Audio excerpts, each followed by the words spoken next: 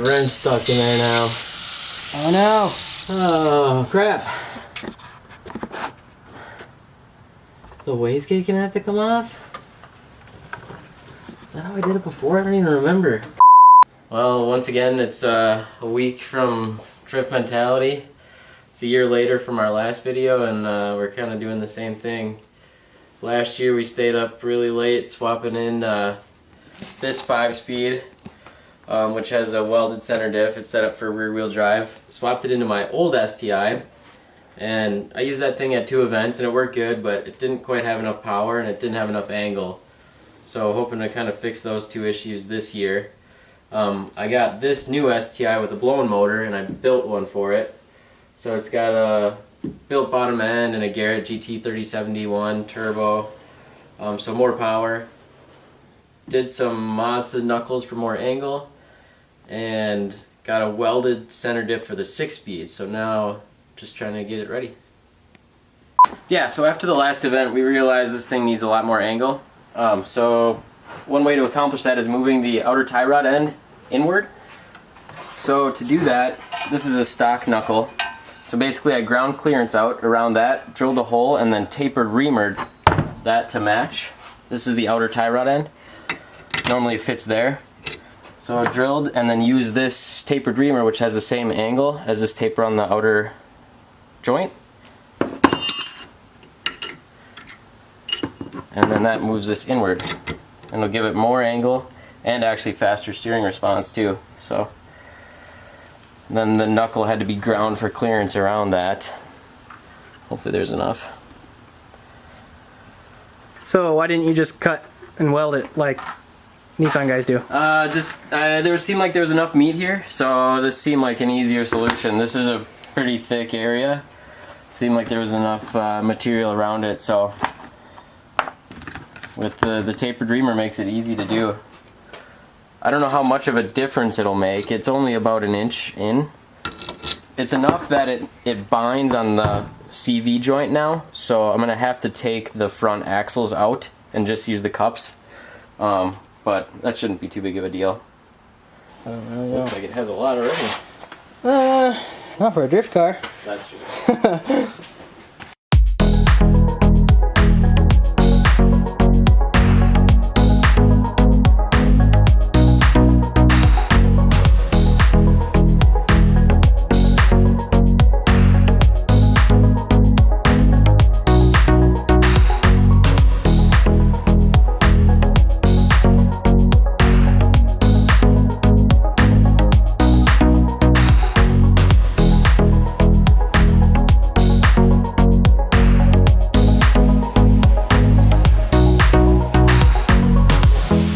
Largest pepperoni that you have? Like an extra large? Yeah. Alright. Papa size. Papa size, yeah. Papa size? Is that a thing? I don't know if that's still a thing. I don't know. It might be. Okay. But yeah, we have like an extra large, just like a 16-inch pizza. It's huge. Perfect. That sounds about right. Yep.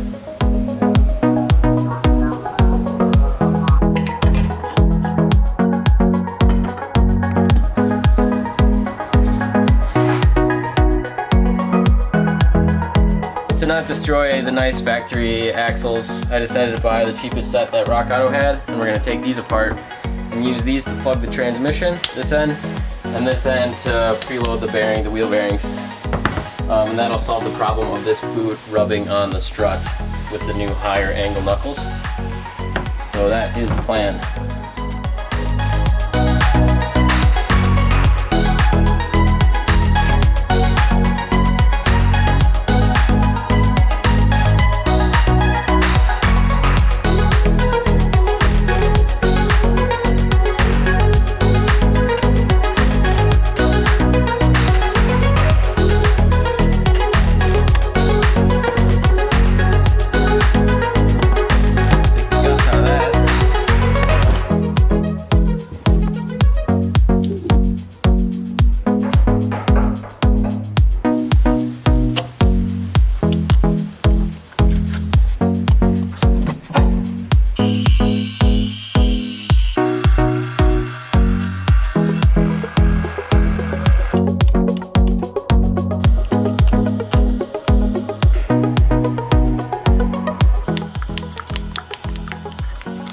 there's one where it shouldn't be, and now it's stuck.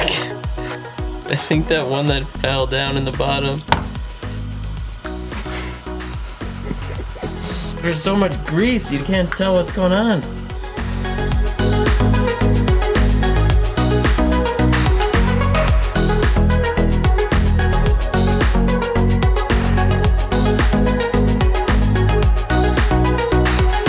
You can just sit on the chair if you don't mind. Thank you. Yeah. Thank you much. You're welcome. Enjoy. Fresh out of the oven for you. Awesome. And I guess good luck. Hopefully the project goes quick. Yeah, hopefully. Take care. Have a good rest of the weekend. Bye now. Yeah, bye-bye.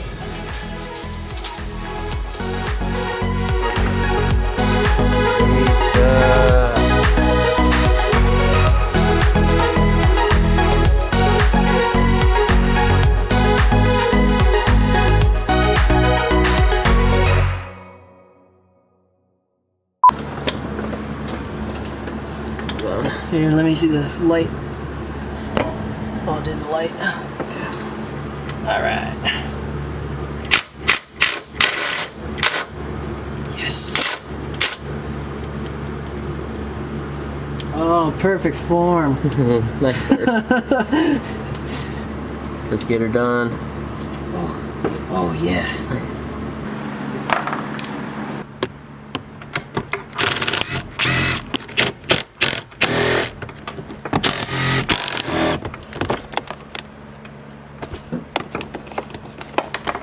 So where are we at, Aaron?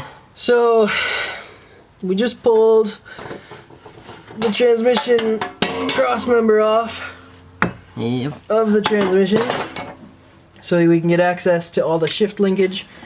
You have to pull the shift joint off up under here because the whole tail housing of the transmission has to slide off, and all these joints back here get in the way.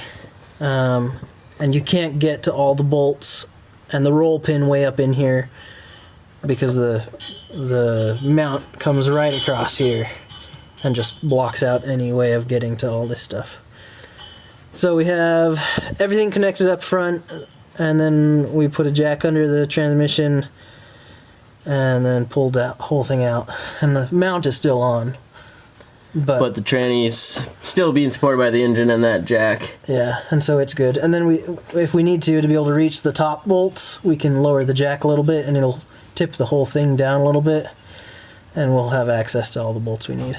Yeah, so that's the next step. To access the center diff, we have to take that rear tail case housing off. So hopefully that'll just slide straight back and come out. Yeah, I think we'll have to take this off too because it looks like it's connected to both sides. Okay, and then hopefully we have enough room Yeah. to get that off. Yep. Okay. We'll be back.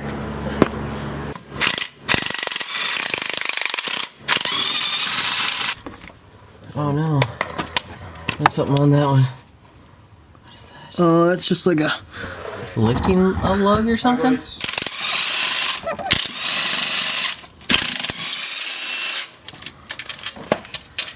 Okay, we good? Yep. Got them all? Okay. Hammer. The Rubber one. Oh, there we go. Ew. That's it.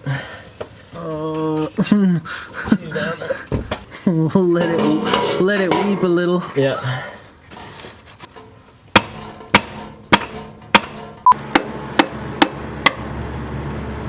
Don't judge us. We're gonna get judged for sure. I was definitely judged the last time I filmed this. Yes. Judged very harshly. Some of the longest comments on my whole YouTube channel are on that video. Really? Yes. Alright, this is looking good. We're almost there. Nice. It's gonna fall off.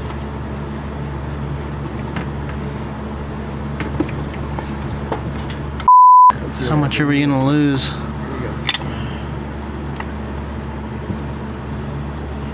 Yes. That center diff better not fall out. That's a very expensive one. Okay, we're ready to pull the center now. I think it's the problem is those needle roller bearings are being weird. Oh, there you go. Now we're gonna fall. Nice.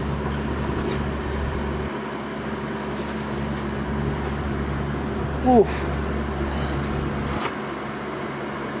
These are the rearward ones. Alright.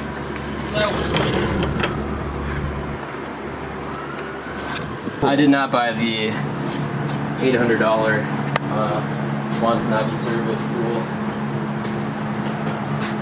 What if their welds suck?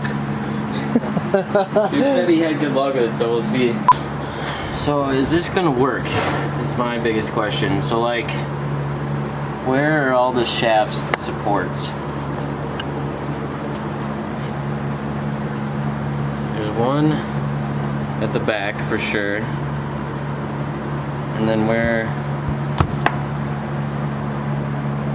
is the other one?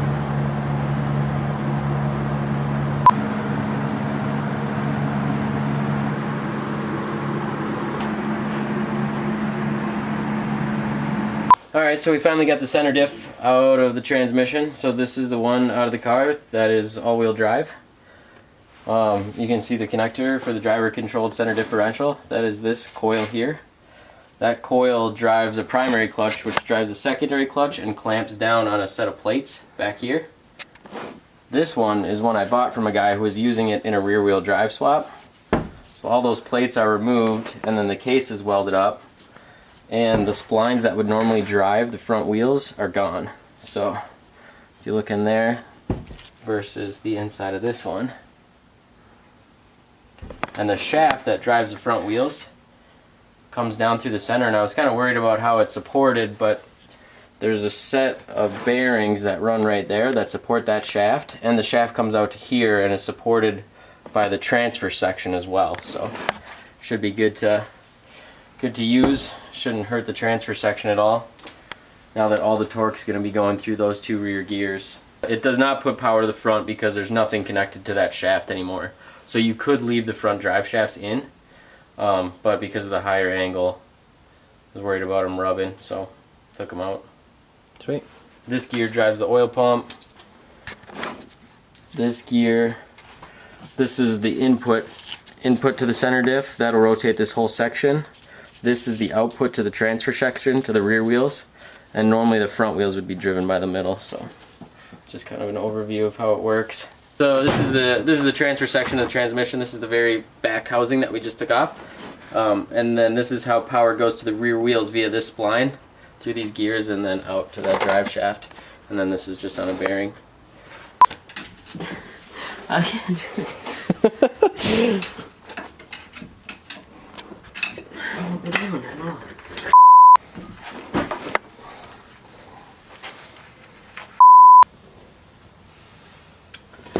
Let's use the jack, maybe. Or is that not tall enough?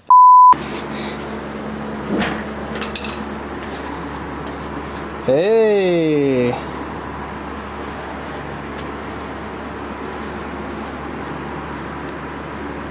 that any different? Yeah. It's hard to tell without, we could put another line down, but it's It's 15 better. more degrees or so. Yeah. I think that'll work. Does it rub? Yeah. Oh, does it? Some. Oh, yep. Shoot. Oh, I think I bought spacers for this reason. That's fairly significant. I think it'll help, right? Yeah. Because it's like... So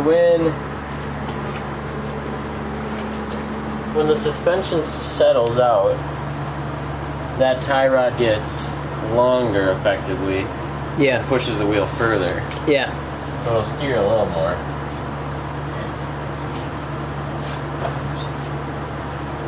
Yeah, it's just on the... It's rubbing back on the inner well. Yeah, I definitely got spacers.